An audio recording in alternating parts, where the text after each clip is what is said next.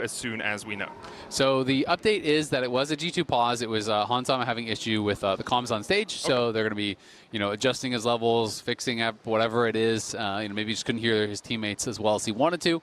And hopefully that will be able to get fixed pretty quickly. This is actually deep EU magic, by the way. Okay. Have you heard of the Fnatic pause hack? I have, yes. Well, G2 have adopted it. Fnatic haven't made this international. So I don't know if you want to be bringing Fnatic stuff into a best of 5. What different skills can we adopt from other teams in our region? We'll take KC losing 0-3, right? So they've already adopted that. Okay. Now they're taking the Fnatic pause hack and incorporating that into their skill set.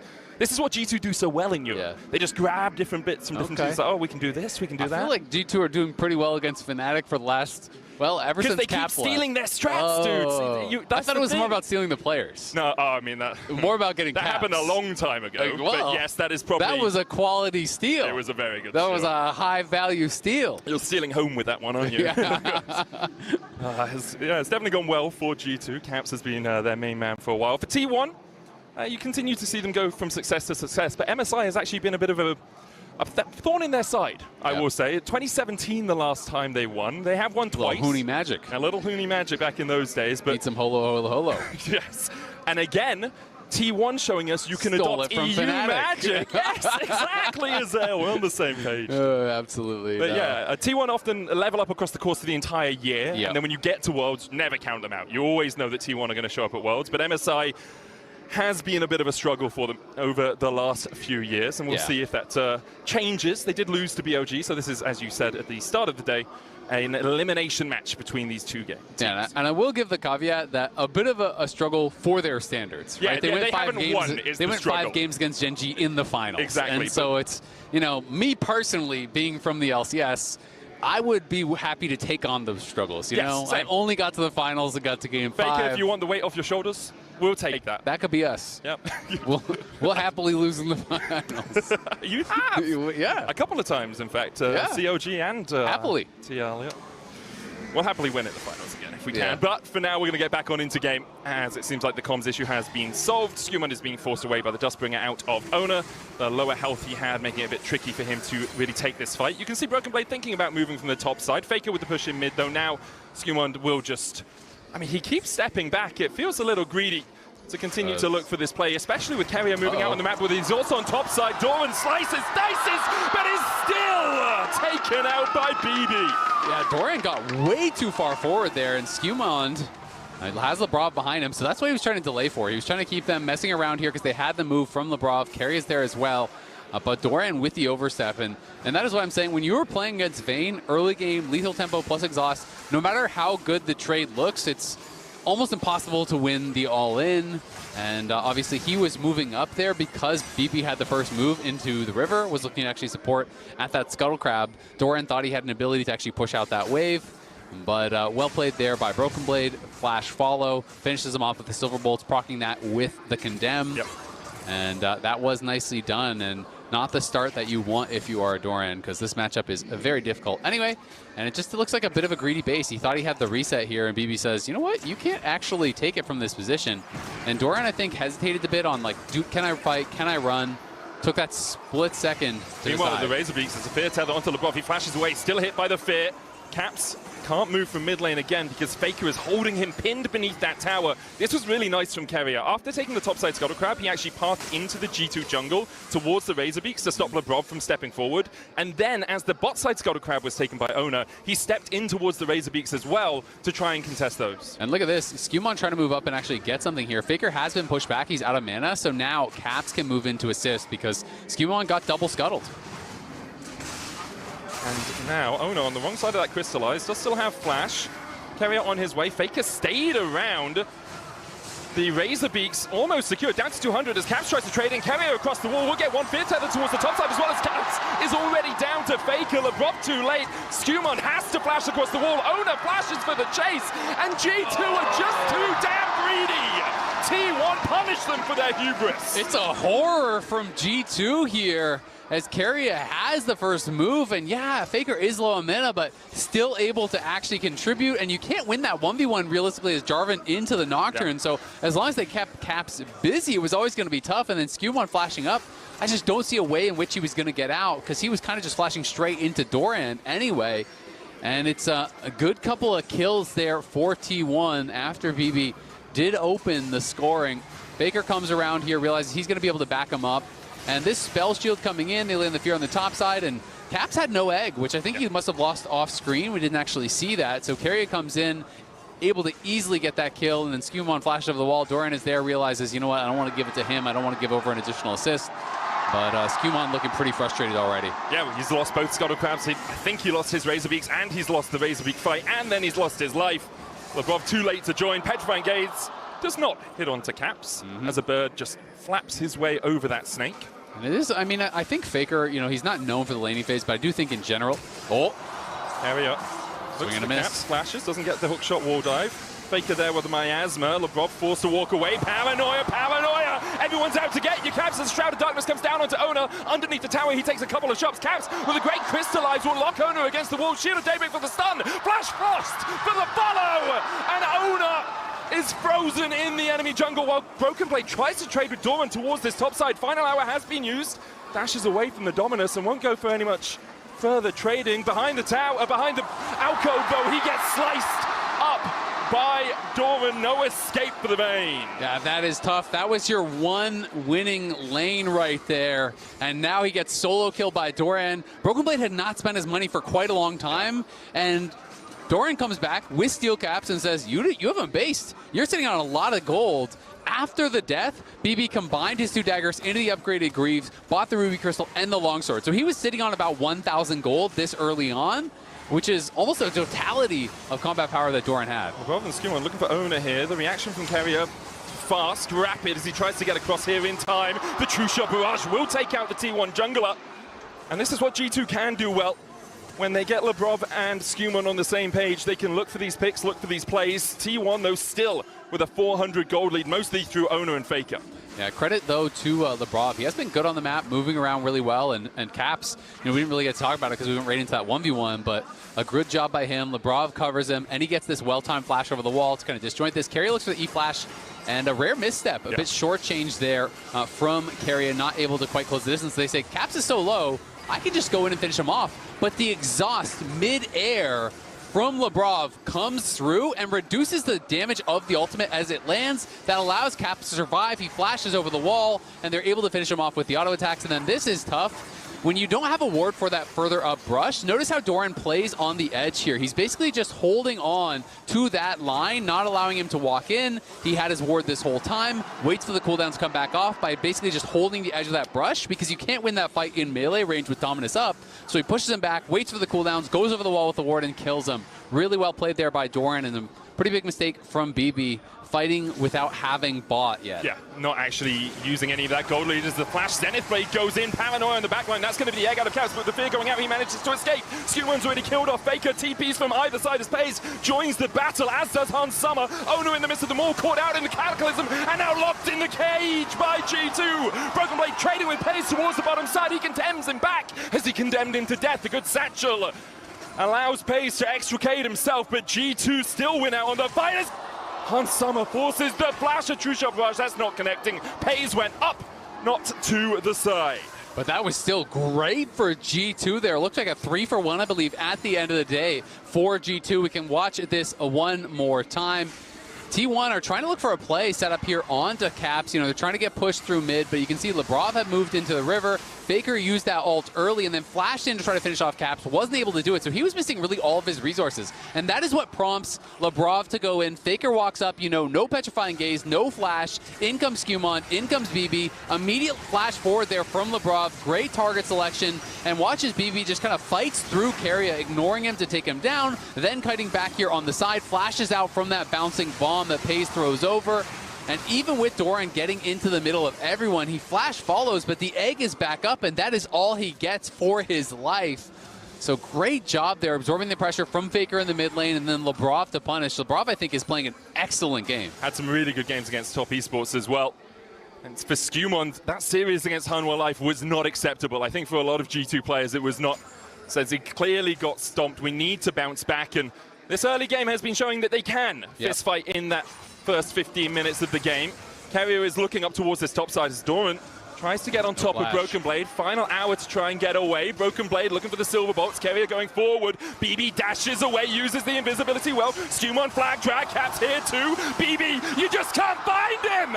You just can't find that Broken Blade! And with it, he'll slice you up a double for Caps. Beautifully played there. The TP immediately from Caps. Skewmon coming in to back him up, uses the flash, and Broken Blade buys so much time. He had no summoners, but he uses the final hour. Notice how he's not auto-attacking during the tumble Qs, allowing the Invis to stay full duration there. And again, Keria just short on a critical hookshot. The same thing happened mid.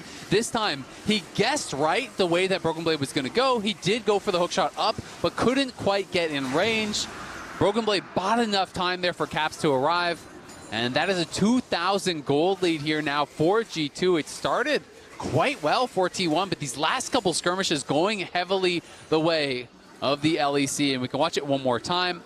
And you can look on the mini-map, both Keria and Skewmon immediately are coming up here, and they're waiting to try to combo the Renekton stun into the hookshot. But then look at this, it couldn't quite get in range. BB is invis, lets it go full time. Keria guesses slightly wrong, knew he went up, but went a bit to the side, expecting a juke. Bought the time for Caps to arrive. Skewmon flashes in, gets the flag and drag knock-up, and once Doran goes down, there's no damage from Keria to make anything happen. And G2 getting into a very comfortable position now. Gold leads across the map here. Early Roa finished up there by Caps, and G2 feeling like they're cruising. But we have seen T1 in this sort of position before. Their team fighting is what puts them head and shoulders above other teams. They have fought back from much wider gold gaps than this. I think it was 6K in the TL series that they managed to battle back from. Yeah, I mean, you haven't won until their Nexus has exploded, right? Like, that is the reality, is these are playmakers. Exhaust on Doran, no flash for him. Slices first flag and drag there for the follow-up, and Doran just doesn't get a chance to move. Broken Blade with his second of the game. Yeah, really well played, just goes in. They commit a lot of resources there, but they make sure of the kill, and now Owner. Out of Darkness, Cataclysm, he has to flash out of that. The follow-up from LeBron was there, has the Solar Flare as he's gone to level 6. Keria is down towards this bottom side looking for Caps, but Caps is just recalling. Yeah, I mean, this is just really well played. I mean, Nivea, tough to dive with the passive, clears out waves, has the wall. Ezreal also very tough to attack, you know, really shifty character. So they can send their resources constantly up here to help out BB. And it's tough for T1 to punish elsewhere on the map. And also, they're not really winning the 2v2s and the 3v3s right now either. So it does become a pretty difficult problem to solve here for T1. I mean, we see Labrov just walk up, uses the exhaust immediately for the slow on to Doran, get the CC. Owner knows he can't fight. They know the carry is not there, and he can't make a cross-map play, so it's just fantastic from G2. Good bit of vision from Keria towards the red buff and towards the Razor Beaks of G2's jungle. Next objective, though, still a minute 20 away, and we'll be on the top side of the map with that Rift Herald spawning. G2 were able to take the 3 grubs as T1 took the Drake, so we have that exchange of neutrals, but G2 did managed to get a little bit more gold in their pockets as they were giving up that dragon. Paranoia onto Hans Summer, no way out for him. Great combination there from T1. They are going to be able to take him down, but that was not an easy kill. That is flash ult from Keria, that's ult from Paze, that's Nocturne ult, so that is quite a lot of resources spent to kill him. They are going to get some plates off the back of this, though, as Zig's going to go to work on that tower. So nicely done there by T1.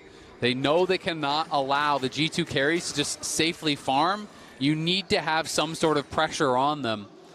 Thankfully for G2, though, Hans does go down, but doesn't even use his flash. Yeah, I think as soon as he's in the Hexagon, all you're doing is flashing over to the other side of the wall and you're dead anyway. There's a massive bomb about to land on your head as Doran's forced back a little bit by Broken Blade. Those ultimates, though, already half the way off their cooldown, should be up about 15-20 seconds after the Rift Herald has spawned, apart from the Hexagon, which will take a little bit longer as Owner trades with Labrov. But Labrov puts up the Eclipse, also has the Protoplasm Harness complete. So if he does dive on towards that backline, has a little bit of extra healing. The rest of T1 on their way across, and G2 for a moment will have to fight a 2v4. Solar Flare lands the double stun. No way out really for Labrov. He's going to have to flash the wall. Broken Blade try to trade with Doran, but a flash through this Predator into the Predator gaze doesn't quite get the CC. BB looking the right way to avoid Medusa's gaze. Yeah, it is a trade of flashes between the top laners there. They get the flash off of Labrov as well, though, as this time T1 bring the extra member. But look at Caps in the bot lane. That is the cost here. So T1, no, we need to get more because we are losing plates down here in this bot side. We are losing minions down here in this bot side, so they are pushing for this neutral. Going to be able to grab the Herald here, I think, uncontested. But no one goes down. Trade of sums. Caps gets gold. So for now, G2 still pretty happy about the play. Yeah, it's still about a 2,000 gold lead for them as the Flash Frost comes out from Caps. Chips away at Doran with the Glacial Storm alongside it. Labrov is looking around that blue buff area, but Doran will be pretty hard to dive, even with his Dominus down. I will say Broken Blade needs to be pretty careful for these next couple of minutes. You know that Nocturne ult is now going to be back up after their earlier play. You know you have no flash, and it will be difficult to find an outplay there.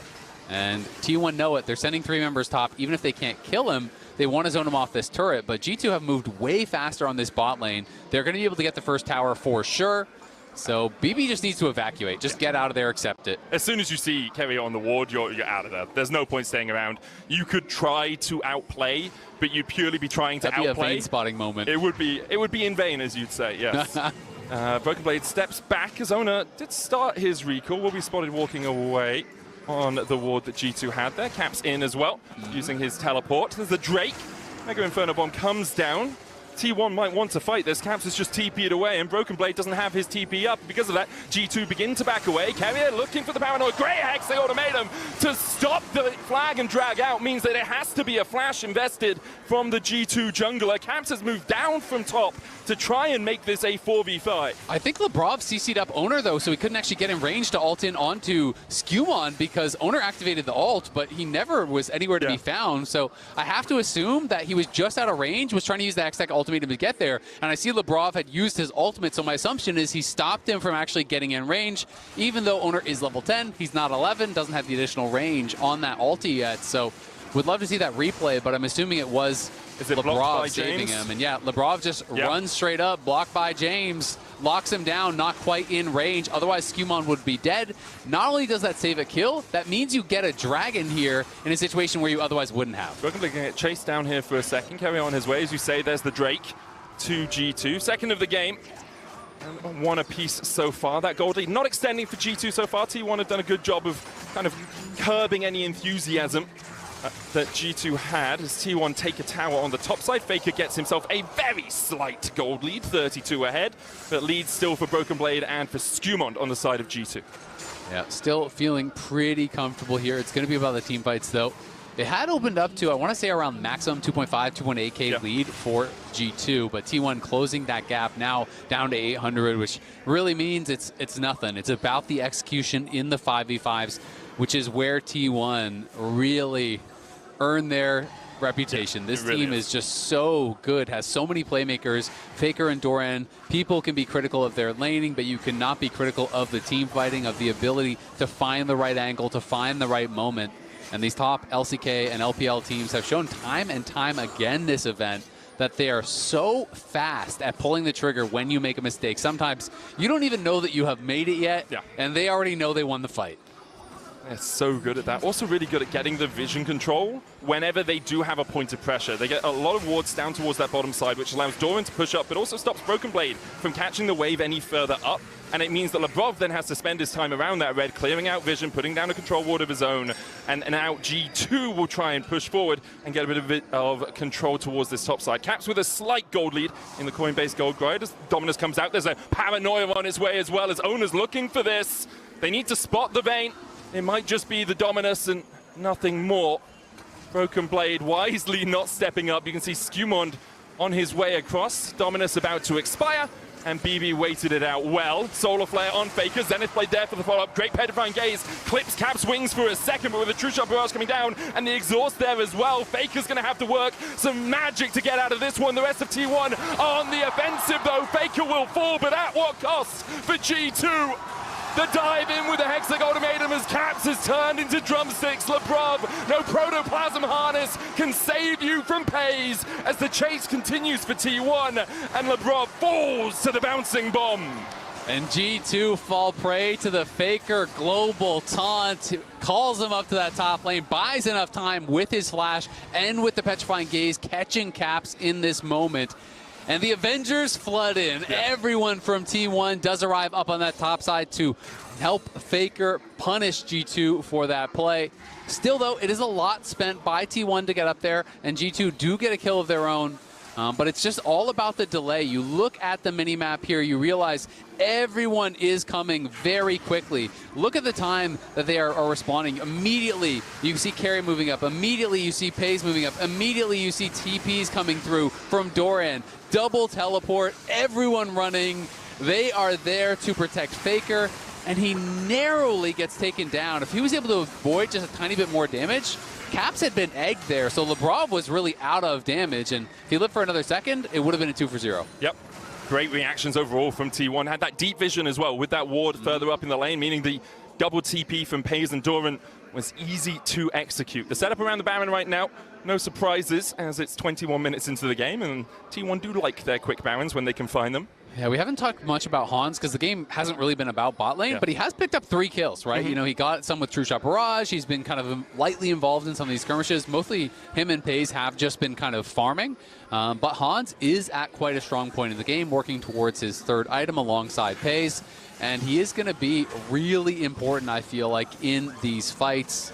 Ezreal on 3 items is absolutely a beast, and they are going to need multiple threats here to be able to deal with T1 because they can dive and one-shot someone. The rest of the members of G2 have to then step up. If they one-shot BB or Caps, you got to go big if you're those other carries. BB running up from the bottom side. Faker looks towards top lane to see if he can push out there. There's a couple of pings from T1 on wards that G2 had placed in the top lane bushes. Possible flank positions for a TP. Drake up in 30 seconds, and looks like T1 have XU-entered stage left as they look down towards that dragon instead of the Baron.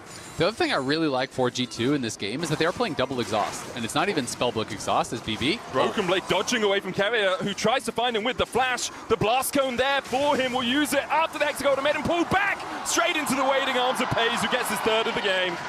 Yeah, Carrier looks for the hookshot flash, does not find it, but it doesn't matter because he finds him with the ultimatum. Solar Flare down onto Faker. Zenith Blade there for the follow-up. A Petrifying Gaze will buy him a couple of seconds, but with the Flash Frost coming in, Faker is no longer on the rift. Paranoia used in response. It's only Ona here, but he's enough, it seems. The chase away from Caps and Labrov with Carrier on his way. A flash from the Shield of Daybreak, but the Frostbite burns him down.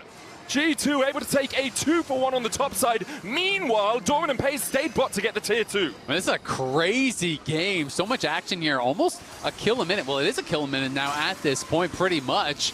It's 21 kills in 23 minutes here. But Doran is literally hitting the base towers, and no one responding yet here from G2, so they have to back it up and look to play for that. Dragon is on the map here as well. And that ultimate from Pays is actually pretty important because it's going to hurt the tempo even more so from G2, who did overstay a bit on this top side, whereas the solo laners from T1 have already based. They're coming out. Doesn't look like they want to rush in towards Dragon, though. Instead, just playing to get vision around this Baron, so it's not going to amount to too much. And TP coming out from Caps, who does have a 1.5 thousand gold lead. Carrier in the vicinity, looking to see perhaps if there's a way for him to take down this bird. And he has Seekers, so that's going to make it that much more difficult. And what I was going to touch on before is normally the only time you see double exhaust is if they're spellbooks, right? They actually are just straight up playing double exhaust. And exhaust scales insanely well as far as a summoner. So when you're looking at these late game team fights, a properly timed exhaust on a Nocturne, on a Cassio, on a Ziggs, on a Renekton can be game changing and is so much more valuable than a heal or a barrier late on into the game. So is something really working in the favor of G2 if they can use this exhaust to great effect. Definitely agree. T1, they'll be looking to catch people out, get that dive in with the Paranoia Hexic Ultimatum combo. BB well, not trading with Doran, just trading, pushing the lane up bit by bit as Faker just clears out the mid lane. True Shot Barrage comes across. G2 looking for a little bit control around this Drake that they will start. T1, do you stick or do you twist? Looks like they've decided they're not sticking around. They'll go up towards the top side. They'll give the Drake over to G2. Yep, just second Dragon of the game, so no stress there for T1. They didn't feel like they had the proper setup, so instead they do just back off. But going to be really interested to see what defensive items that Hans does go for. We have been seeing more these days, usually only as like a 5th, 6th item, but 80 carries go Seekers. And honestly, this is a game for Hans where I wouldn't mind seeing him legit go Zhonya's as like a 5th item instead of a GA. I feel like GA doesn't always get that much value, but if you just get Nocturne ulted with Zigzagolt coming in, or Hextech Ultimatum with Zigzagolt coming in, and you just immune that, you're giving them so few good targets because you could have, Zhonya's already being worked towards on Caps. Broken Blade is going to be going for a much more tanky build on the Vayne top. Keria going for Caps. He does have Egg, but in the Hexagol to made him in the Paranoia Solar Flare. There's the Seekers. The stopwatch from Caps with the Crystallize down. He will get scrambled. The question is, will the Egg fall as well? Super Mega Death Inferno Bomb enough with Faker and the Twin Fangs, and now T1 continue their advance. G2 on the retreat through their own jungle. Doran looking for the flank across towards the side, gets the Vuvus better stun. Lebrov's gonna fall to T1 as Oner takes that kill. Unsummer stepping in, but he's on Miasma now. You don't step to Faker. Flashes in and gets punished by the GOAT there. Goes forward, shifts in, could not flash out because of the miasma. Gives away another kill there, and we'll see, does T1 start the Baron? Looks like they want to. And with the Cassio, it is going to be going down in a hurry here. Skewmont is around, has ult, has no flash, but Paze is going to be there to try to bodyguard. It's up to him and BB. It's G2v4, Doran with his pets, a flash across the wall. Skewmont Cataclysm doesn't come down in time. As with the final hour, maybe the final breaths here for Broken Blade. He'll get the enemy jungler, but it's not going to be enough. T1 know they have the time to take the Baron as G2 lose another 2 and lose the big purple worm. That one really hurts as this fight gave such big rewards over to T1. No hesitation as they move in here with multiple members. You can see they had 4 members topside. They were hunting for Caps, and as soon as they see him for a split second, instantly Keria goes in. He just caught a hint that he was there, but G2 is on a reset timer. Look at all the rest of their members. They're just now joining the fight as Caps can't really do anything at all in this one. G2 has to go into a full retreat. They do one-shot Keria as he goes in, but Doran then steps over the wall. Lebrov goes down, and that was the reaction to the mistake we didn't get to see in the replay, but Han shifted forward, Faker had the miasma, and then you cannot flash out, you cannot outplay it, you get taken down. And with Hans going down, that really did result in the Baron. If he had stayed alive, maybe with a 3-man contest, you could actually stop them. You have a little bit of poke there as well. With the Vayne and the Jarvan, you don't have enough. You have to really face check into them. As now it's a 3,000 gold lead for T1. They have this Red Bull Baron power play for the next 2 minutes alongside it. A hat for Paze alongside the Void Staff, the Shadow Flame, and the Luden's Echo. Like, the Hextech Ultimatum into a Mega Inferno Bomb is going to hurt as they look for Caps again. The flash from Keria, and here's the combo. Solar Flare, stopwatch, Paze brings down the bomb, but Caps flash out of it in time. Petrifying Gaze doesn't land the stun. The Crystallize to try and divide the fight. Trisha Barrage coming across the side as Lebrov does fall low, healing up. Not enough from the Protoplasm. Skewmont gets across and dives on Faker. The Cataclysm down. Skewmont heals with the Sundered Sky as Broken Blade tries to dive on the back line, and T1 have stepped a little bit too far. And G2 are punishing. Doran will fall. A 3-for-1 so far in the exchanges. Unsummer wants more out of it. You'd think he'd be a little bit more apprehensive of Arcane shifting forward after how it went last time, but this time no miasma to meet him. Yeah, this time Faker goes a little bit too deep, trying to finish off Lebrov. Really wanted to get that kill onto Leona. Is able to take him down, but then G2 realized, all right, if we actually kill Faker here, that's the highest consistent DPS threat that is there. So the initial fight goes in, but look at how much time this Stasis buys. He's able to flash out of the Zigzagolt, and then here's Faker going very deep on the side. He sees Lebrov is low, they get the satchel. He goes in, but he's tanking the tower during this, and the Flash Frost there from Caps catches him. He gets locked in by Skewmon. That buys space for Broken Blade. And Keria tries to go in with the hookshot onto BB. He can't get him. We're back to live. Oner caught. Broken Blade looking for more as Keria dashes in. True Shot Barrage whistles behind Oner, who does use the Paranoia defensively. It was a 3-for-2 on the top side. Skewmon did die just on the end of it. Good satchel from Paze. Drake up in 18 seconds here, Azael. And you can see how threatening Broken Blade is in these moments, right? They realize you can't just run away from the final hour. He'll chase you down that spot. So Keria goes in to give his life. Doran goes in to give his life to try to buy space for those carries. Lebrov here on the side looking to threaten, though. G2 have a pretty good angle. No Oner flashes split at all on T1 right now. Hans has his. This is, in fact, the only flash that's available in the entire game as G2 get control of the mid wave. T1, as you say, pathing towards topside. Paze showing on the top lane without teleport means that T1 have given up this Drake, and Paze will try and take a tower. We'll be able to do it quickly with the short fuse and the satchel. Yeah, we didn't really get to see when we came out of the replay, you know, how Oner was taking that damage. Looked like maybe they were trying to defend mid and they got chunked out, but he lost half of his health. And again, G2 has the better setup for the Dragon. T1 do have the gold lead. They're playing the map well. They have maintained this advantage for a little bit. But G2 now are on sole point, and that will more than erase the gold lead if they are able to claim it. T1 have no more cards to give. They can't just say, you know what, you have this Dragon for free, we're going to trade. They will be punished next time. So we're going to have to see how the setup will be, because you can look at the setup currently around this one. Look at all the vision here from G2. All of these wards in the area. They even had a deep ward over on that other side. And that is what prompted T1 to say, you know what, we actually can't get in. We're just going to have to give this one up.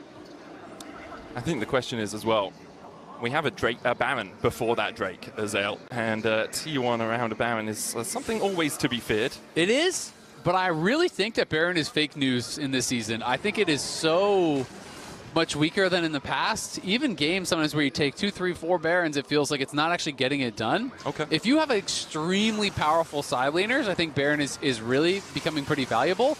But I just don't think Baron has that same level of power. So to me, it's like, even if T1 gets a Baron and you get Soul, you are so heavily advantaged unless you make a critical error and you get picked off during the Baron. Because if you all die during the Baron, then obviously the game is just over. Yeah.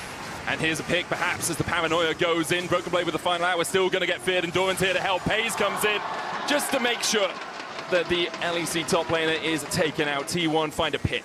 Yeah, and the critical thing here is the timing, right? Because 50 seconds on Broken Blade's Death Timer, 50 seconds on the Baron. So they may try to instantly start it, but BB, it's hard to see his teleport cooldown. I think it might be up by the time he respawns. It's going to be close. On that roll quest TP, we'll see. It is difficult to see on this overlay. It is really hard to see. Especially when it's in the grayscale. Yeah, but we'll see. It'll be close. Yeah, it definitely will. T1 are pushing through mid and bot while they have a player advantage. G2 trying to find them. It's Shroud of Darkness from Oner will spell shield the Solar Flare. Carrier and Faker alongside Paze able to take down the mid tower, and the gold lead extends to about 3.5k. Yeah, and I mean, some critical items coming through, honestly, on both sides. Obviously, Caps working towards that death cap, desperately wants to get it before the next major fight. Faker has completed his 4 items, getting very tanky, very powerful, has had the actualizer for a bit. And Paze, as we know, already had that death cap, already had all the flat pen, but now has a Seeker's Arm Guard on top. So, the luxury items. That was nice from Skewmon. The Oracle's Adoration gives him the silhouette and then steps back because of it. Faker uses Petrifying Gaze, should be back before the next big fight. Yeah, but that is well played, unless G2 want to force now, because the Baron is up, right? So if they want to say, you don't get to wait, we're actually just going to start this, of course there is risk with that, and it looks like G2 more want to play for vision here. They want to make sure that T1 don't have any Baron shenanigans going on, but Labrov is in a little bit of a spooky spot here, but has the team around him.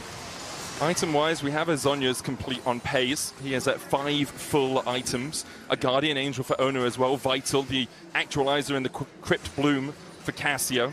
On the other side, an Endless Hunger for Hun Summer. And they need Rabadon's Death Cap actually for Caps, just finished up. Yeah, and Endless Hunger to me is where Ezreal kind of reaches late game, right? Where you get so much ability haste from this. You essentially have no cooldowns on your Q. You hit a Q, the Q is back up.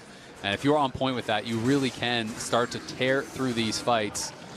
And Broken Blade really going in with the Stormrazor, obviously, has the Hexblade, so he's going to have a ton of move speed between Final Hour, between Stormrazor proc, and is going to be pretty difficult to lock down. But of course, if you make a misstep on Vayne, you're so reliant on the invis, on the mobility. If you get stunned, you can get one shot. He has no QSS. There is no Mikhails on Labrov, so he's got to be so careful about how he positions. Yeah, he really does. You can see G2 really realizing that their side waves are not in a good spot. They have to back away. There was a moment where I thought T1 might just rush it for the inhib tower, but Caps is back here in time. 55 seconds on the Infernal. Soul possible for G2. There's the Rabadons that we talked about for Caps. And on its way, another item for Broken Blade. But we're at that point where it does just feel like it's execution more than anything. Absolutely.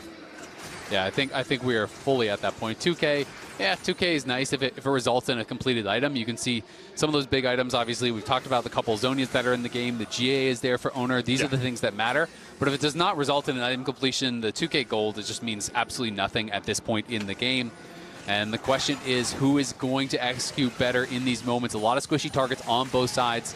But I do think for T1, it gets harder and harder and harder to find that perfect target. If you full send on Caps, he has Zhonya's. If you full send on Broken Blade and he gets into the Final Hour and is invis, that can be tough too. Doran looking for a flank. will feel the pain of the storm from Caps. Solar Flare doesn't land the slow, and because of that, G2 will not fight any further. Infernal Drake begun by T1. You feel G2 are just saying, okay, we'll play for Baron. We'll pull you over here. Infernal Drake stopped by T1 as G2 start up the Baron, and this is it.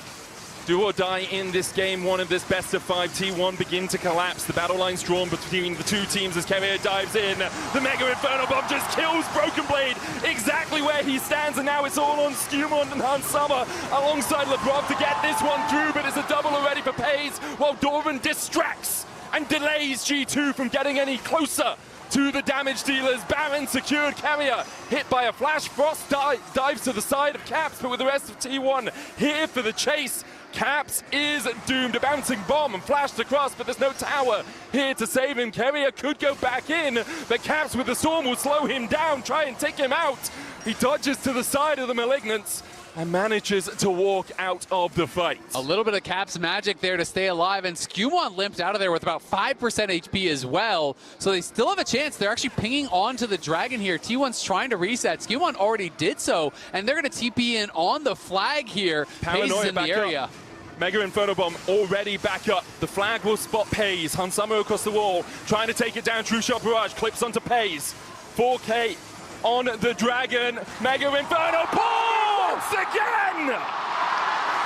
T1 just pulled the rabbit out of the hat. It used to be Guma, and now it's Paze. The T180 carries and stealing objectives. Oh my God, that was a big one. That is the denial of soul, and that is a tough one. To be fair, yes, Smite has been buffed in this season, but that is a Ziggs on full items, combining the ult with the Q. So I want to see that one back in slow-mo, because that is not an easy Smite. Yeah. That is not a gimme at this stage in the game. There was a moment, I think it dropped below 1,000, but it was purely for a moment. The timing from Paze, pretty impeccable, as now G2 have to rebuild their ranks behind their inhibitor towers. T1 have the Baron for the next 1 minute 20. A lot of EU fans are praying that Azel's wise words come true. Baron is not the game ender anymore. It's not as strong as it used to be, which is definitely the case. The Catalyze from Caps unable to catch Owner out. I mean, honestly, I think it's very hard for T1 to end without a team fight outside of the base. I think if you push up and you try to dive to close the game, you're probably going to die.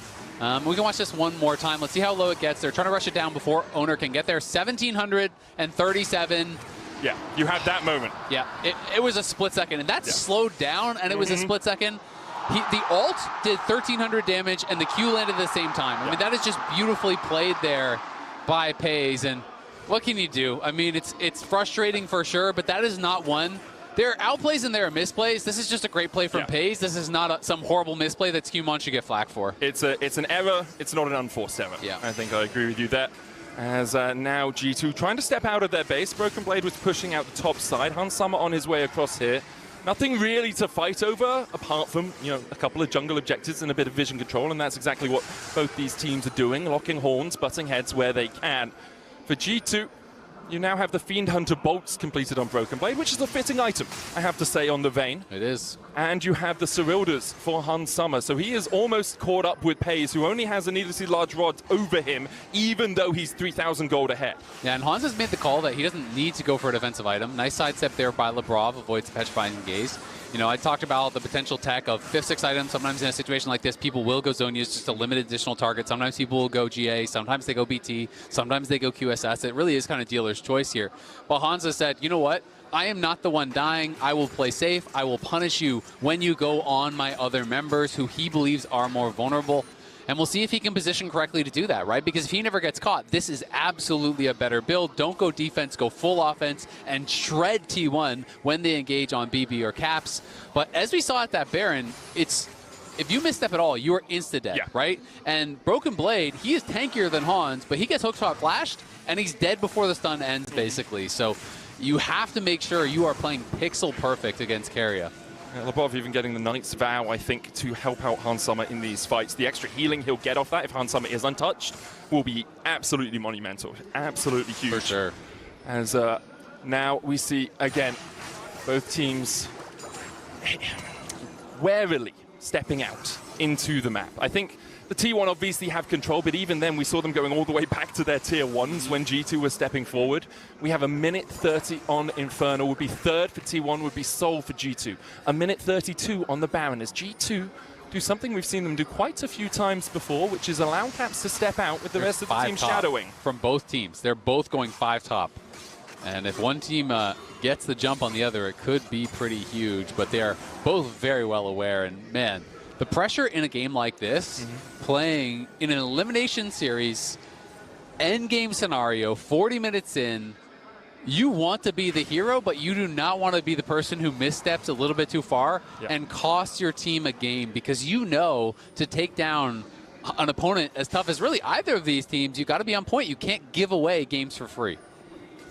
Importantly for T1, they have a little bit of vision behind G2. A ward towards the red buff, and actually a ward in the lane behind where Caps has walked. And G2, they've passed that with their sweeping. They're now trying to get their own deeper vision, but it's not that deep at all. What do we have in terms of TPs? Well, Doran's got his. Two-shot barrage takes the spell shield off of Paze, but Labrov takes half his health for the pleasure of stepping forward. Yeah, Paze is now on full 6 items there. That Banshee's Veil obviously doing some work. Blocking that True Shot barrage actually really important in a situation like this where they have to fight for this dragon. But Labrov getting chunked out is pretty tough. G2, though, has played for mid-prio. You can see BB has full Carrier push. was spotted. Carrier was spotted on the flank as the Rift Scuttle Crab, the first target. Skewmond gets it. T1 force back. Doran and Broken Blade trading in the mid lane. Carrier looking for the flank. Crystallize doesn't find him. The Drake at 7k. T1 trying to find the poke. True Shot Barrage goes through Faker, takes a third of his health. BB the first to move here, but Doran TP's behind on that ward we previously mentioned. Paranoia out the smite, 90 HP taken by Oner. And now the fight perhaps for T1 as the Paranoia goes in. The Mega Inferno Bomb doesn't collect anyone as Labrov is taken out first. Oner with the GA. Caps trying to walk away. Flashes the wall. Doran condemned to death. Broken Blade trying to get out with the final hour. The Flag and Drag in as Hans Summer kills Oner. Faker falling low, as is Carrier in G2. Still have 4 alive. And they want to make sure T1 don't walk out of this without another scratch, without another skirmish. Faker almost down. Flag and Drag out from Skewmon. The TP back in from Broken Blade as he wants to chase out Faker and Paze. They got to try to get out of there, but G2 don't want to let them base here. This is not going to be an easy way to get out. BB, a final hour, gets onto Paze, locks him against the wall and takes him down. Faker will escape. Faker will survive in G2. Only will get the Baron out of it. The Drake secured by T1. And some big outplays on the side of G2. Caps was just dancing back and forth in his own ultimate, and Doran tried to get in range to actually stun him, and he just gets slowed so massively that he couldn't actually close the gap.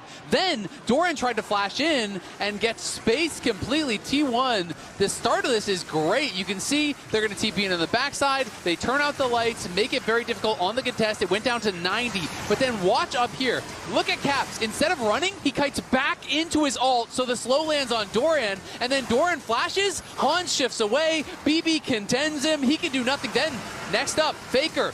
BB had the sidestep on the ultimate there. He avoids it. Both the solo laners from T1 accomplish nothing with their flash forward, and Paze was not able to hit the skill shots in this one. G2 were just sliding around that fight, dodging so many skill shots. 1 or 2 more bombs hit, and everyone on G2 could have been dead, but it just felt like Paze could not hit anything. G2 played it out really well. It's game 1 as well. It's game 1 of the longest. Lock in, buddy. This is the longest game in MSI so far as Oner's Cork jumps in with the Paranoia onto Skewmond, and he does have Faker as backup, but that's the ultimate down. And that was an ultimate not used offensively, that was used defensively. He's ulting away from the other G2 members towards Skewmond to get out. And we'll see Paze just working to wave clear here. G2 on Soul Point as our T1 and this Baron doing some work. And there's the Seekers for Hans that we talked about so far ago. I really do think it's smart, especially with no flash being available here for Hans. Makes it so much harder. Fine gaze onto Labrov, looking for the CC, can't land, it just gets the slow. G2 pushing in mid. Doran going to be answered by Hans Summer, and a couple of pings come out on him immediately as it's like, who? Why is the AD carry down here? Because Broken Blade can continue to push in on the bottom side. And Hans has TP, so that's why he's answering right now. There's no TP on Broken Blade, so Hans answers with his teleport, so they can't get the extra man. Doran is trying to sneak in behind him, but G2 are pushing with this Baron. Goes in with the slice with the dice, gets the Ruthless Predator, looking for the stun as Hans Summer just absolutely eviscerates him. Turned into shoes is the Croc as G2 find a solo kill on the top side. I mean, Hans made that look so easy. I never even saw the stun come out. Nor did I. I was so sure it was going to happen. Yeah, I'm not sure what happened there with Doran. Something definitely strange going on there. But now they're going to TP in. It's 45 seconds here on Doran. They've already lost 2 inhibs. And T1 need to hold on. Only 30 seconds left on that Baron buff, and then maybe they can wave clear, but G2 want to end game 1 right here, right now. T1, everyone on the defense. The Nexus Tower is the first target for G2 as the Miasma goes down and Caps chases Owner out. Caps has that X. First Nexus Tower fallen. G2 looking to raise at the base of T1 and raise the flag for EU as the dive comes in. But the die comes in for T1. G2 defeats T1 in game 1. They take them out in the team fights. Beautifully done here from G2. Even Broken Blade had a Seekers at the end. There's just no targets left for T1 to go for. 3 Zonias being built towards there. 2 exhausts as well. Great answers to the dive comp. AD, how about?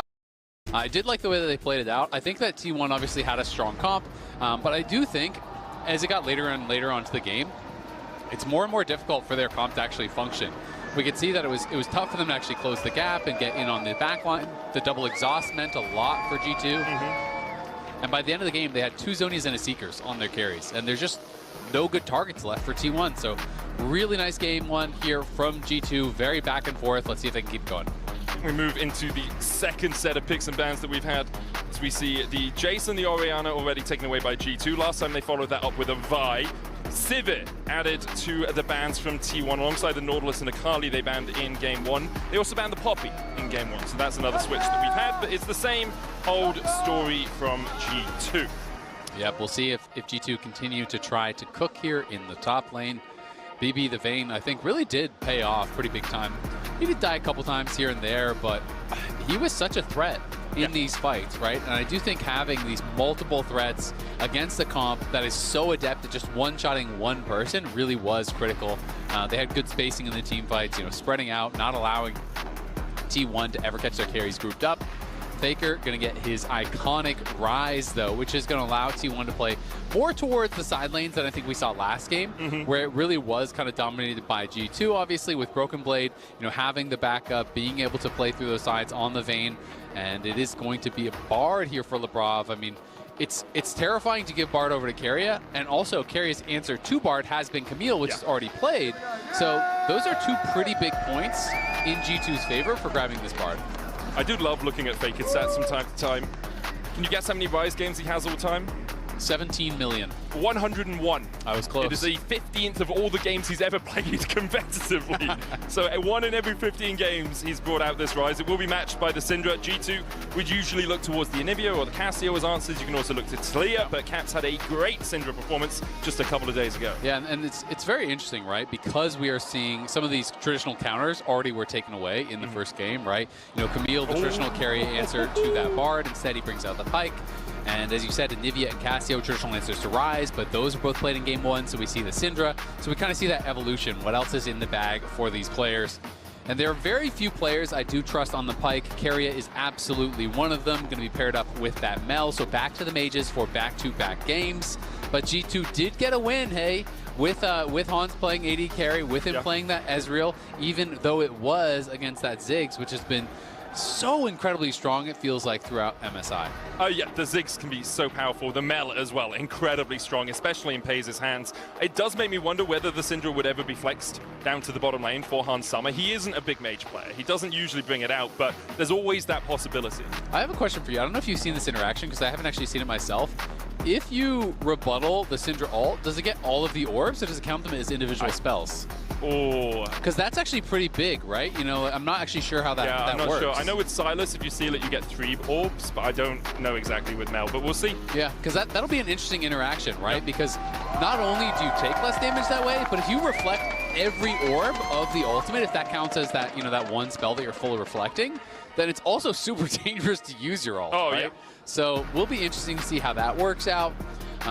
Rebuttal is a very tough spell to play around, and a lot of playmaking here for G2. We have both the Bard as well as the Pantheon. They can attack side lanes so heavily. So some great answers to Faker, who's going to be split pushing, you have to assume later on in the Rise. And we are seeing T1 here still giving respect that it could be a Yone top, that it could be a Syndra bot. They're taking away, some of these lanes here. They're not taking it as a given that the Syndra is going to be mid or that the Yone couldn't go top. Yeah, I think it's smart overall to assume flexibility from both sides of this draft. There's the Poppy taken away by G2, and we'll see where T1 decide to go with their final ban, as they already have their bot lane shored up. Keria, the only player to win on Pyke here at this MSI. Pyke sitting at 2 and 3. Keria obviously with both those wins, and there is Gnar removed by T1. Very interesting. So, yeah, definitely respecting the chance of flex here. It is the Ambessa ban as well as that Poppy from G2. Poppy obviously such a good denial pick. I mean, you look at what G2 have been drafting for. They're clearly looking for a lot of playmaking. They're looking for these snappy engages. Poppy is something that can answer those incredibly well, so I think it is an intelligent ban. And T1, I think, just trying to set up some stability up on that top side. Lucian Bard is pretty interesting. I mean, Lucian we are seeing quite a bit of these days, but Lucian is almost in like Melio jail, right? For a long time it was Lucian Nami, and then it went to like Lucian Brahma for a little bit, and then Melio, and now we are kind of seeing the next evolution here. Of course, you're not going to have quite as powerful 2v2. You don't have that Melio passive interaction, which is so much of the early game power from the Lucian. But Lucian still can be a real threat and does have some pretty good mobility, some ways to actually deal with some of these problems. Interesting to see a Gnar ban into Yorick. That seems bizarre to me because Yorick is usually picked into Gnar. Yeah, because you can chase him down with the Morning Mist and your ghouls just continue to chase him, and then he can't really control his Mega Gnar as well. So we'll see. I said that one's a bit of a head scratcher for me. I totally agree with you. As we'll see T1 round out their comp with jungle here. Nefiri is the lock for Oner. Okay, some aggression. Teams up really well with the Mel if she can land her Searing Brilliance and then have the Golden Eclipse coming down at the same time as the Hound's Pursuit is there for the follow-up. You do so... This is the hardest counter for Yorick top, man. I hated playing into this when I was doing my Yorick top challenge. Okay, so I will say, I don't agree. Yeah, I know you don't. We are entirely on opposite sides of the coin here. So, I think that Cho'Gath is a good matchup into Yorick, but there are ways to play around it if you're an experienced Yorick player. You literally just do not summon your ult and you make him hold his feast. Sure. Because the interaction that makes this so advantageous is rank 1 of the Maiden can be basically one-shot by the feast and you get a feast stack, right? But a lot of times in pro, people are not comfortable with Yorick players. They don't play it a lot, so they just auto-summon it. You can play the lane without your ult, and then as soon as he feasts, then you can summon your ult, and then you have that cooldown duration to actually play with it pre-6. Once you're level 11 and above, the matchup does really start to swing more towards Yorick because Cho'Gath can no longer one-shot it. So I want to see if Doran actually knows the interactions. If you just hit 6 and you summon your Maiden insta and you let him have a free stack every time it's up, then that is not going to go very well for you.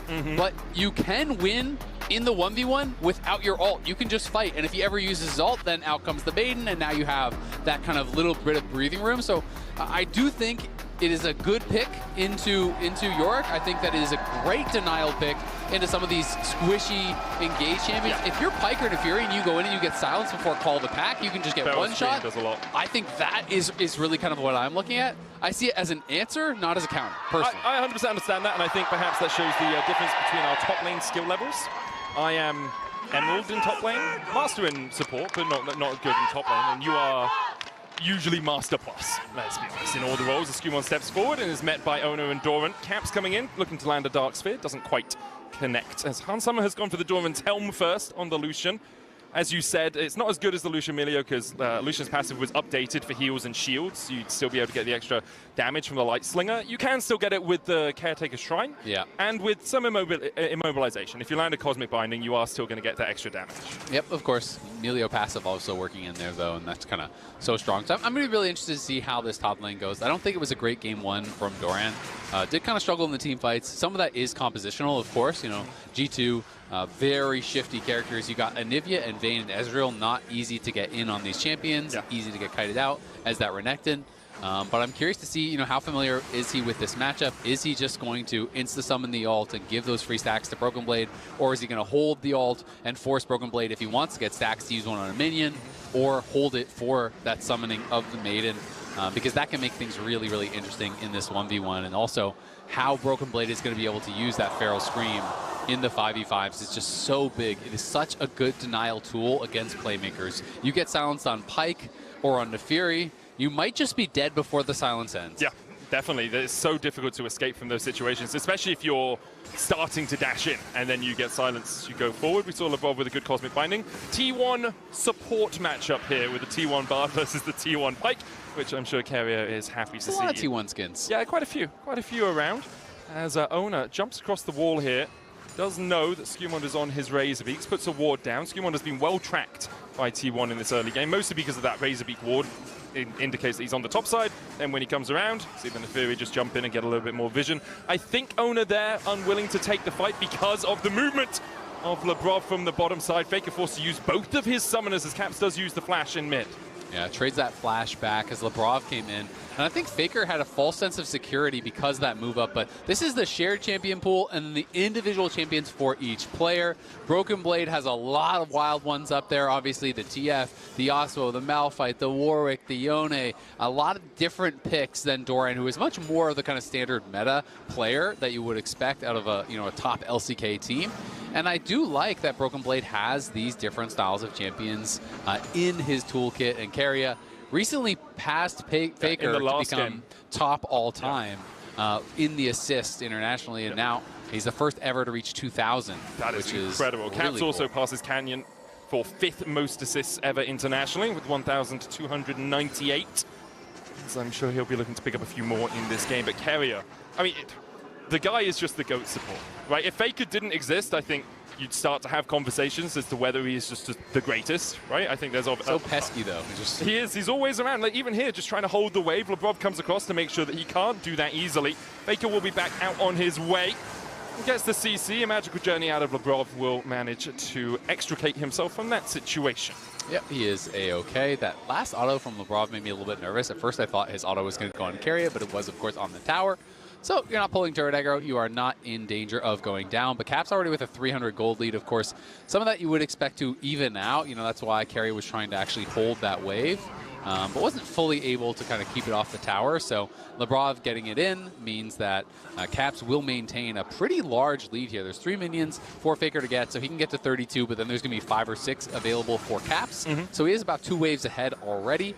That trade of summoners obviously pretty big, and I think that will draw a lot of attention here mid. Yeah, Keria is always looking to see if he can be drawn towards that mid lane, so perhaps catch out the fact that we don't have those flashes. And Skewer, Labrov sidesteps it, whether aware or unaware. He still does not get hit by that spear out of Keria. Last time we saw Cho'Gath top was BB, by the way. He played against Whippo's Yorick back in MSI last year. He did lose that game. So hopefully better fortunes for him in this one if you're an EU fan. That series did not go well for G2. No, it did not. But this one has already gone a lot better. And I have to say... they got 1 game. Exactly. Yeah. And I mean, compared to the HLA series, right? Where people, I think, were feeling pretty nervous, like, oh God, is this our form? Like, is this our level? Are we just going to show up and get blasted? And we have the longest game of MSI in game 1, very back and forth. G2 comes out on top. Flash forward from Keria into the Bone Skewer, and Oner's here for the chase. He won't even be needed, but lands the Darking Daggers and does take the kill. It is always a masterclass, it feels like, for Keria, and here's the interaction. Doran is not a knower, so he's going to use the ult and give over a freebie on the stack. And that is why you don't want to use it. And if it's confusing, why you're saying, well, just what do you mean don't use your ult? Well, Cho'Gath needs to get stacks, right, to be stronger later on in the game. So if you actually hold your ult summon, he can't just sit there and never use his ult to get stacks, or he's going to be put way behind the pace of the game. So that forces the Cho'Gath to say, all right, well, am I going to hold it in case he summons a Maiden, or am I going to use it on a minion and start getting this moving? And then as soon as he uses it on a minion, you have that couple minutes or a minute or whatever it is, I can't remember the rank 1 cooldown, where you can actually play with the Maiden and get prio. Yeah, about 80 seconds there you go. rank 1 on that feast without any ability haste as Bone Skewer from Keria whistles behind Labrov's ear, doesn't quite find its connection, but good kill overall from T1. Gets Oner ahead on this Naafiri, and you can see Faker also moving, thinking about a Realm Warp towards this top lane. Caps is going to catch him out. Spots the fact that there is a Rise waiting in that bush, and T1 have a very slight lead, predominantly because of that first blood. Absolutely is, and Oner was the one who grabbed that first blood. Looked like they kind of wanted to give it to Keria, but Oner wanted the assist and did end up getting the kill with one of his dogs, I do believe, finishing that off. And still, not like you're going to be sad about Nefiri getting an early first blood, as this champion really is feast or famine. You know, you go in, you are looking to put so much pressure on the back line. You want to be able to push back Caps, push back Hans, and draw a lot of pressure, right? Which is where that call to pack becomes so important, and where that interaction that I've been talking about with the Feral Scream, with that silence, becomes so tough. Because if you try to really ride that line and you get silence before you can get that call to pack immunity off, then you may just die without ever being able to use it. And if you use it too early, well, you can get CC'd up after and potentially die too. Yeah, it becomes a huge problem if you are caught out. And there's so much damage as well for G2. And point-and-click CC, which I think is very important when you are looking to try and harder to outplay. It's much harder to outplay, man. I miss the days when Tarek's Dazzle was just on point at the enemy. Okay, you're stunned. Kind of skill shot. Yeah, I loved it. In the bottom lane, Pays slightly behind Hans Sama as Broken Blade is put into a little bit of a cage, but it should be fine to walk his way out. But really, the supports haven't been down here, and Pays so consistently when he is playing these majors manages to get these leads. Looks like T1 are setting up around the Drake, as there's the Bone Skewer. Soulless Nair not connecting. Hans Sama dashing forward as they look for the Realm War behind. Magical Journey out. G2 will manage to extract themselves. Yep, going to be A-okay here. This is Pays on Mages, 3-0 on Mel, 1-0 on Syndra. His first loss on Mage last game on the Ziggs was taken down there by G2, as Faker did use that Realm Warp early, and T1 were hoping to get a pick into the Dragon. Because they did not get the pick, and Faker has to go back mid, or he's going to give up all these plates and minions. They decide, you know what, we actually can't spend the time to claim the Dragon now, so they are forced back by that disengage.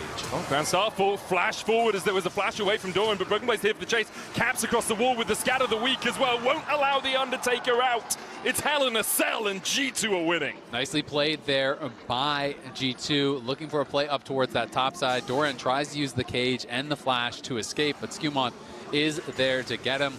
Really, the only thing I think Doran maybe could have done is you try to put the cage right kind of like where it fully blocks off the thing, and it can mess up pathing. And there's some weird tricks you can do with that, but pretty hard to escape 3 members. TPM from Broken Blade as T1 trying to secure at least one of these grubs.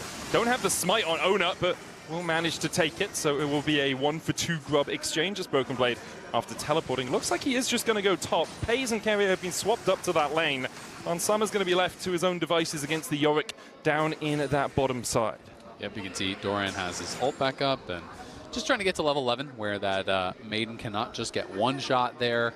Well, it's not true one shot, but close to one shot by the Feast. Close enough that it doesn't really matter, as that Bone Skewer just I did go between the minions, which I think does show just how good Carrier is at the pick, managing to weave it through there, but Broken Blade didn't step too far forward. Currently at 3 stacks on the Cho'Gath. 10 stacks is where you get the really increased, like every time you ult and feast something, you get increased range on your ultimate as well. And 10 stacks, it's the maximum increased range it can be, which can help in fights. Like Cho'Gath doesn't have a gap closer. That little bit of extra range can really help you. Yeah, you are. It is tough at times for sure.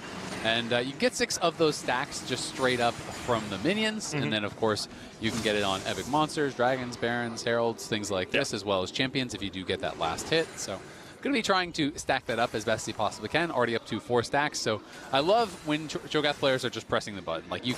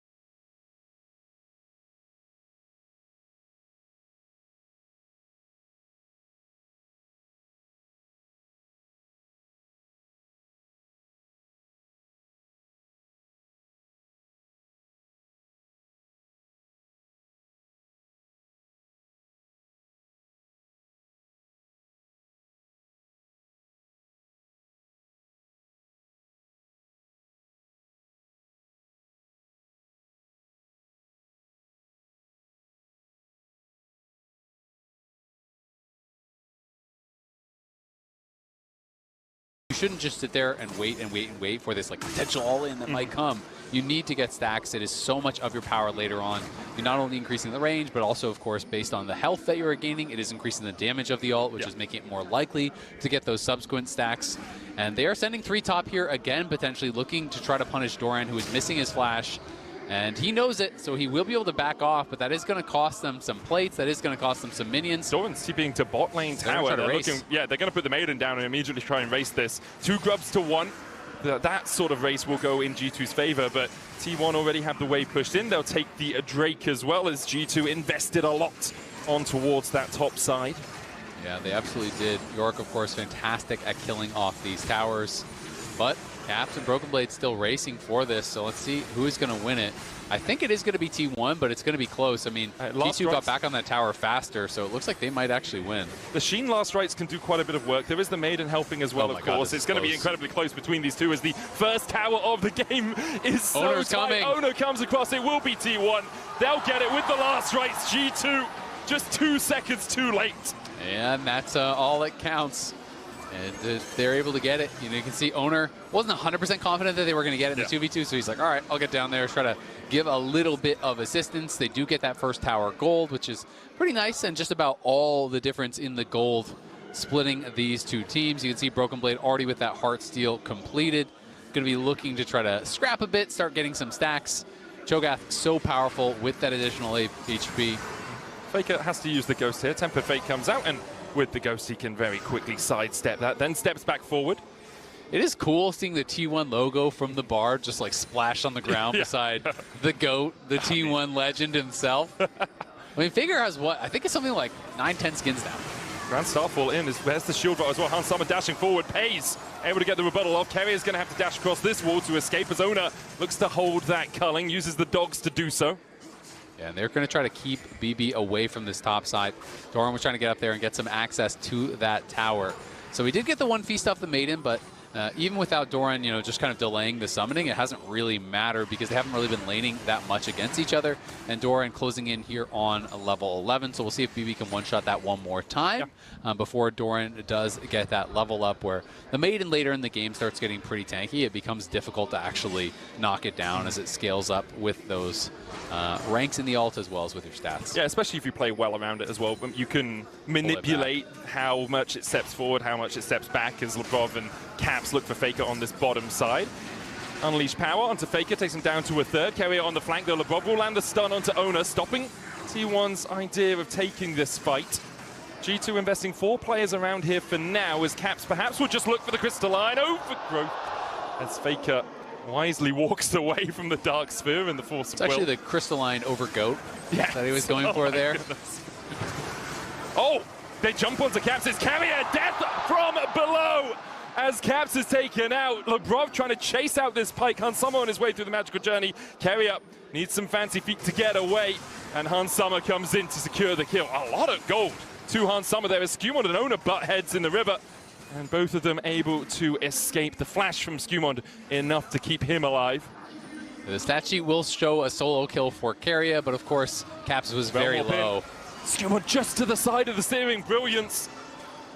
And with the Tempered Fate, Pays rebuts Labrov. Solar Snare out as well as Faker is looking for more. He has the flash, and Skewmond now in range. The Aegis Assault, no movement speed for him. Faker takes it. Hans Sama now needs to get the hell out of dodge, but T1 are collapsing perfectly. The flash across the wall. Here comes Where's Keria? Pyke can smell blood in the water. A bone skewer goes to Narnia, but it didn't need to hit. Faker takes the kill. Yeah, Faker looks so good on these sort of champions where he can get out on the map, where he can roam, where he can really play. Just so proactive, right? You know, just getting busy on the map here, moving around with T1. They're looking for Caps. Phantom on the toe, Keria down to Caps as Owner tries to trade back in. Labrov going the long way around, looking for the Caretaker's blessing, and it will be enough. The magical journey. Owner still dashing, a Dark and Dagger will get him with the bleed, but Caps gets a shutdown in response. Meanwhile, Broken Blade trying to survive on the top side as Pays brings down the Golden Eclipse, but it's not enough, even with the ghouls chasing him out. Broken Blade will heal up. Trying and succeeding to survive on that top side as Labrov and Skewmond now hunting. He gets the slow. Faker gets the movement speed though, and will just walk away. I don't think Skewmund and Labrov would have had enough damage to take down Faker easily, especially since he's still holding on to that flash. Doesn't have the Rod of Ages complete as of yet, but probably has enough in his inventory to finish that one up, and you can see he's now backing away. Next fight, likely around this Rift Herald, although we could be looking at a second Drake play. Yeah, there's the Roa coming in. Faker also working quickly towards that Archangels. They're going to TP back. They don't want to give up this Herald. I mean, Oner is so strong right now. He already has the Cyclo Sword. He's closing in on a second item. And when he gets it, he is going to be so threatening, especially for Caps, who's going to be very reliant upon his team to keep this guy off of him. Obviously, you can sidestep as much as you want, but that's only going to do so much. G2 are TPing Broken Blade in here. Oh, great dodge with the call of the pack as Broken Blade tries to step forward onto Faker, who will just walk away. Doran, their next target, shield rolled in from Skewmund. Doran flashes into the back of the Herald pit. The rest of T1 now trying to collapse on Caps and Labrov, but Doran is just nom by Broken Blade. G2 wrest control of the Herald pit out of T1's hands. And it looks like T1 have given up the ghost on it. Yeah, that was really well played there by G2. They just kind of came in and they split up T1. They push back Faker as well as Doran on one side, and Doran got stunned up there. And once he got stunned up, he was so low, he didn't feel he had time to actually get over to the wall and flash to safety over the wall. So instead he had to flash into the pit, but T1 couldn't force their way through on the other side, but they will look for a play of their own, going for this second dragon here. We'll find out if that early work on the dragons is going to be rewarded by a powerful soul. G2 definitely hoping it will Ocean. not be, but it is Ocean, which definitely not the one that T1 are hoping for. They're a relatively squishy team. Ocean not going to do much for champions like Nefiri and Mel and Pyke, but any soul is a valuable soul.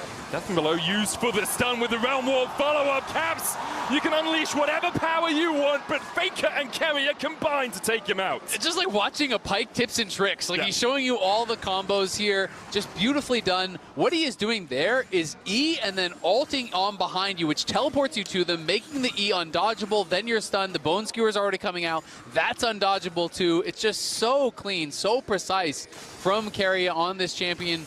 Gets them another kill and does start to push Faker ahead. BB trying to get some gold back on the other side of the map, and he is the big advantage for the team. He has got to be the guy who is creating space for those carries, getting into the mix, but you don't want to overextend because this champion is so slow, so low on mobility. Grand Starfall onto Faker. T1 running up through the river, but Faker's running the wrong direction and has no Realm Warp to get out of this one. They might try and just give it over to Caps. Skewmund orders one more time. Caps is here. The shutdown does go to Skew. Meanwhile, Culling used into the rebuttal. Broken Blade tried to trade onto Pace. Hans Summon dashes in, and Carrier is devoured. The Temper Fate not quite in time to save him from the bleed as G2 find 3 across the map. I mean, look at the turnaround there on the Feral Scream from BB.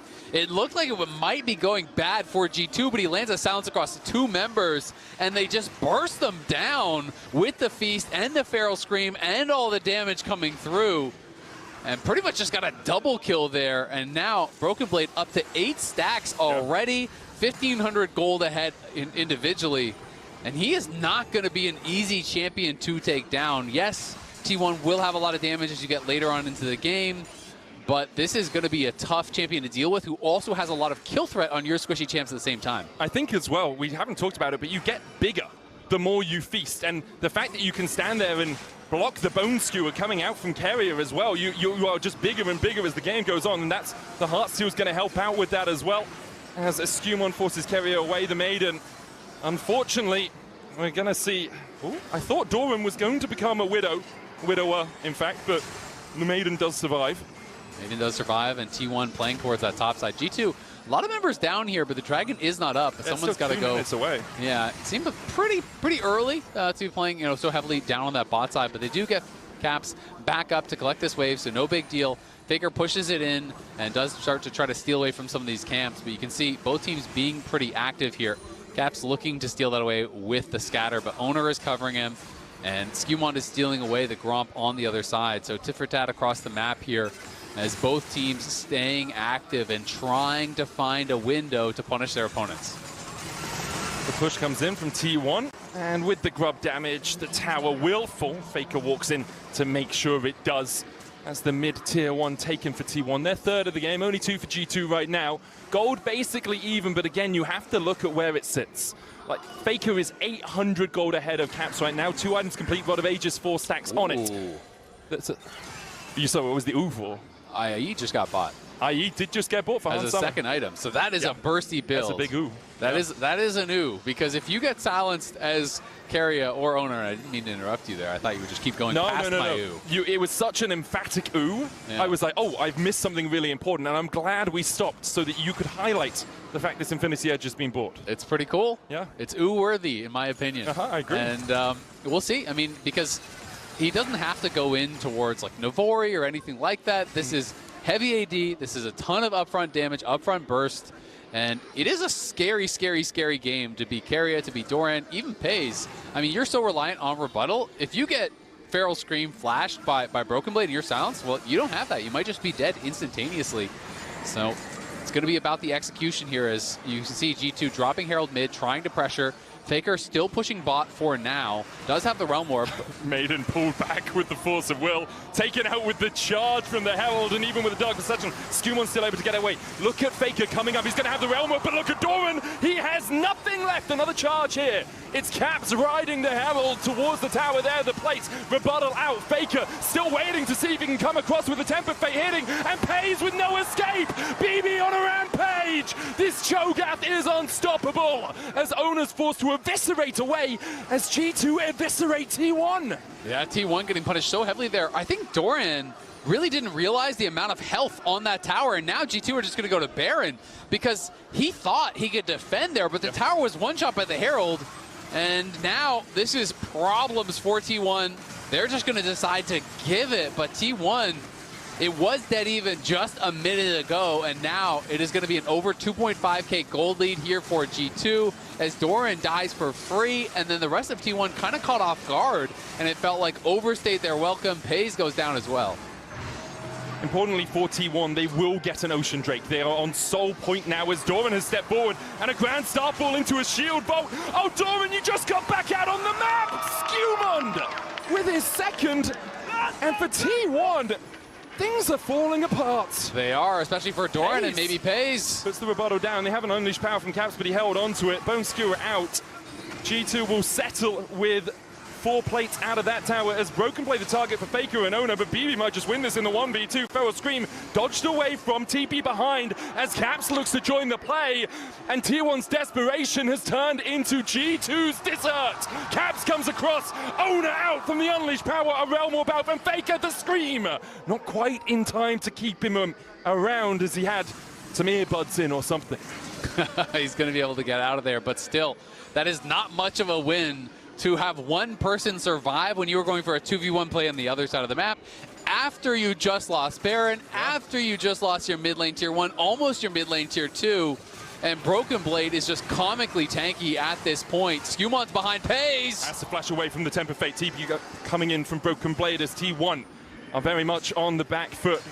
They've been hit by a jab and a haymaker. Can they get back off the camper? Because right now, it's looking like G2 with this Baron push are gonna go to about 5.5k ahead. The Red Bull Baron power play, still 90 seconds remaining on it here as Zale. The gold exploding. I mean, you never want to count T1 out, but this game is starting to look very, very grim for them. Doran has been completely useless on this Yorick. Really put down and not able to do anything in these team fights, and they just can't get past the Cho'Gath. I mean, look at him. He's just standing in their face, tanking all the damage, while tower after tower dies. Doran's still pushing top, and we can see it in the Coinbase gold grind. Massive lead for Broken Blade. Owner's trying to threaten something, but T1 at least clear out that wave and buy some time for Doran to get some towers. Good damage from the Spell Flux out of the Rise. It was bouncing onto Hans Sommer, onto Caps, and Broken Blade can't block that. And a big spike for Faker is going to be coming. He's at 8 stacks on the Roa. He's almost 15. He's going to slingshot to 16. Yep. Actualizer soon as well, hopefully for him. And that would be very, very important. But you can see 3 items done for Hans, 3 items done for Caps. Broken Blade miles ahead of where this Yorick is. And they have the damage to follow it up, and they have the playmaking tools. They have the ability to engage, and they have the ability to deny a lot of what T1's carries want to do. This Fed Cho'Gath just creates so many issues because you can't ignore him or he'll kill you if you just walk into melee range of him. If you spend the whole fight kiting, well, Caps and Hans and Skewmon are going to kill other people on your team, so it just becomes so tough for T1, and that is why we are seeing these hit-and-run tactics. That's why they're going to the side lanes, trying to find some way. We need to get a pick before we go to a 5v5. They're looking for a pick with the Bone Skewer, but Hans Sama wisely backs away from it. For T1, they do have that small sliver of hope. In 2 minutes, Ocean Soul. If they can win a fight around that, get the soul, they start to get back into the game. I don't think it's a game-winning fight, but it's very much a first step on the ladder towards success. It's something that could help to equalize for sure, right? You know, and as we touched on earlier, I don't think it's the best soul for their comp, but any soul has a lot of value, period. The difficulty is 50-50 should not go in your favor against level 3 Feast. True. You know, that is really, really hard. And the 5v5s have just looked tough for them. So they need to find a way to get in, to claim vision.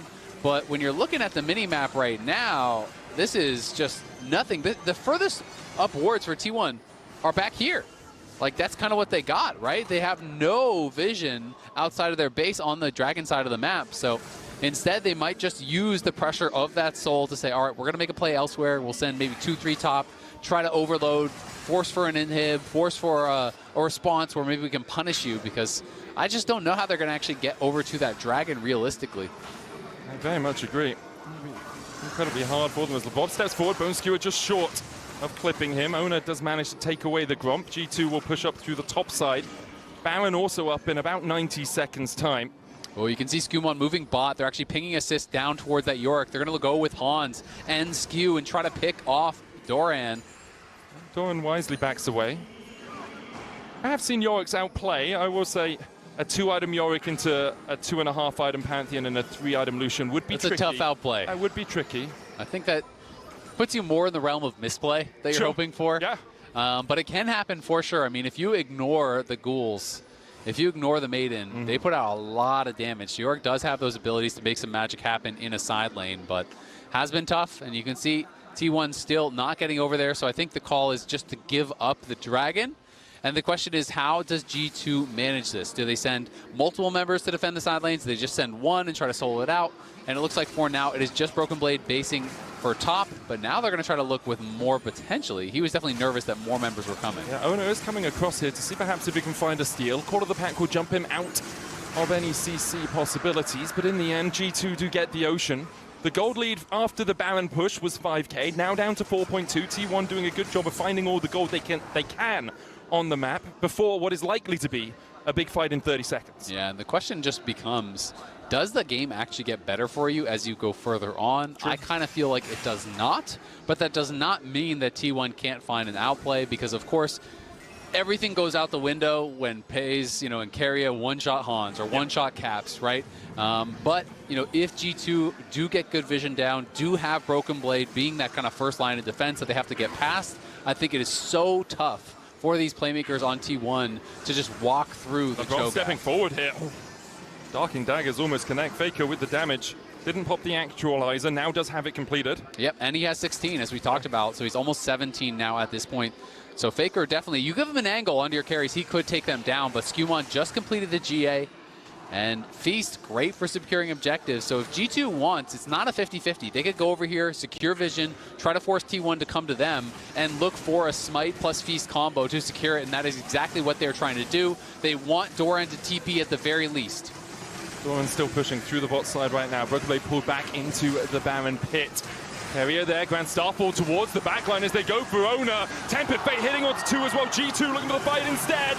The knock-up from Broken Blade means that Pays has no place to go. Doran does TP, but too late to save anyone. Another knock-up, another Doran death as G2 find 2 around the Baron. The Yorick has just been digging his own grave this game time and time again as G2 making it look easy, and Labrov has been catching everyone with these ults. The two-man ult on Pays and Faker post-Pays flash means that it is just lights out for T1 in that fight. Oner trying to find a way in, but this is not a 50-50. I just don't see it happening. I mean, Broken Blade is the one marking him, so if Oner could get past BB towards the Baron, it would have been, but G2 do secure their second of the game. Yep, and Faker down towards that bot side. Was briefly the only one with the gold. He was up 2 gold on Caps before he took that wave. But look at the advantage now for G2.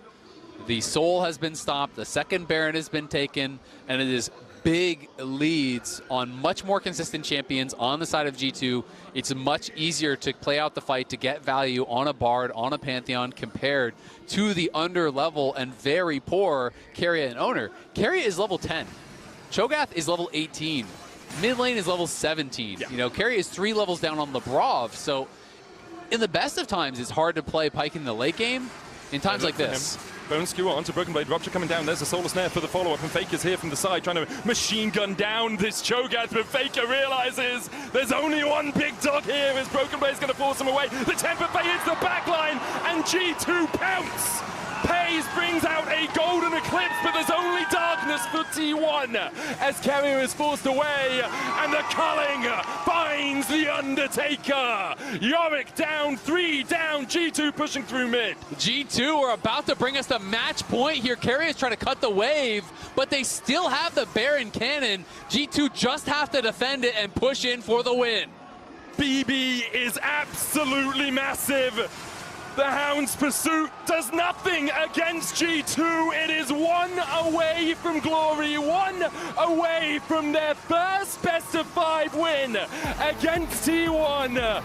In 7 years, G2 are on the cusp of victory. And this one looked so one-sided. Last game, very back and forth. This one was all G2 all the time. They're on match point.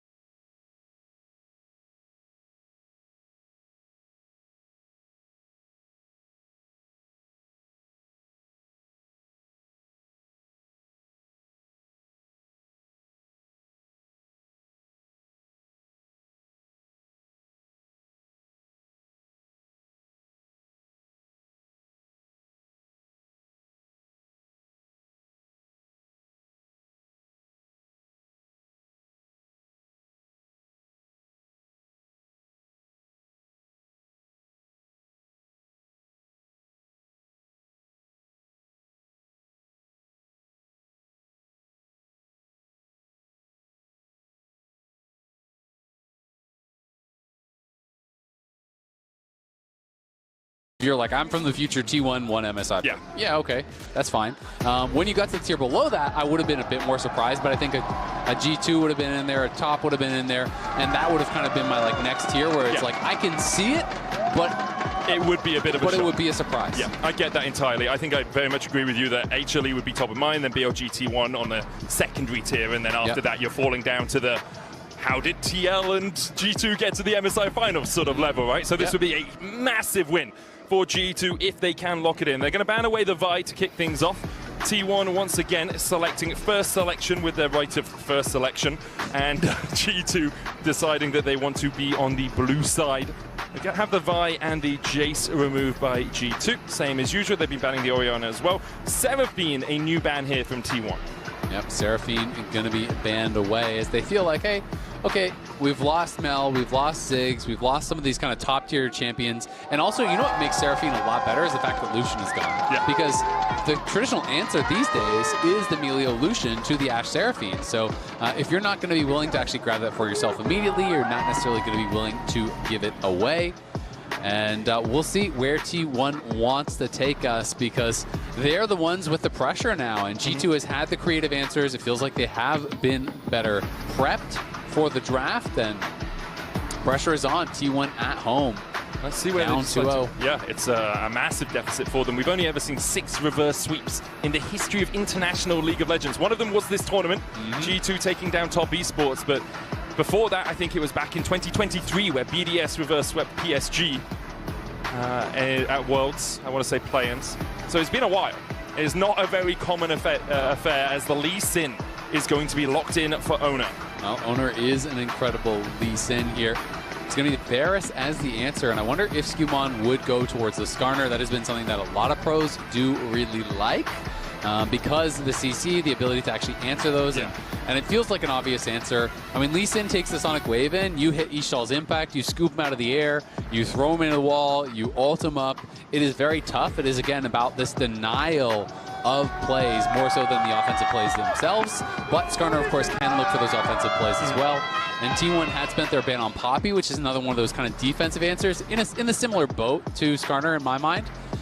So I like the pick here already. We're going to see an early Sylas here from T1. Chain of Corruption and Impale are very good ultimates to take away. Will be locked in. They're definitely not bad, but I don't think it's on that top tier. It's not an Alistar level. Exactly. And one of the things that I don't love about the early Sylas is, I mean, Sylas is just a strong champion. If you get ahead, you can just snowball the game even if you don't have those S-tier ults. But I will say, when you early pick Sylas, you ensure the other team is not picking Alistar and Malphite and like anything that's crazy, right? And so, yeah, Chains of Corruption is a good pick tool, but it's not the same level as some of the other ults that are, you know, sometimes available. So I'm curious if they're seeing it sometimes as a denial as well, right? If they're like, hey, we don't want to play against this, maybe you can't pick because we have Sylas. Yeah, if you have Sylas on the side of G2, you've already got a Dragon's Rage and a Gnar. Those are good ultimates to have, right? Good displacement is BB. This will be BB in the top lane on his Yasuo. Often picks this into the Gnar. Seen as a counter pick. In fact, at that MSI back in, when was the 2-3? Was that 24? Back in 2024, I remember this pick. I remember him flashing, doing the Keyblade combo to catch out the Gnar in the top lane. I mean, it's a real advantage of Broken Blade, and I have to feel like if I'm in Doran's seat, he knows he's not having the kind of series that he wanted. And again, now you're getting counterpicked here. You're in a matchup where if you make a mistake, you could die, right? It's not just going to be a 5 CS advantage. If you are making mistakes, you can cost your team the game because this Yasuo could snowball. I am curious, though, are we going to see things, banned out here?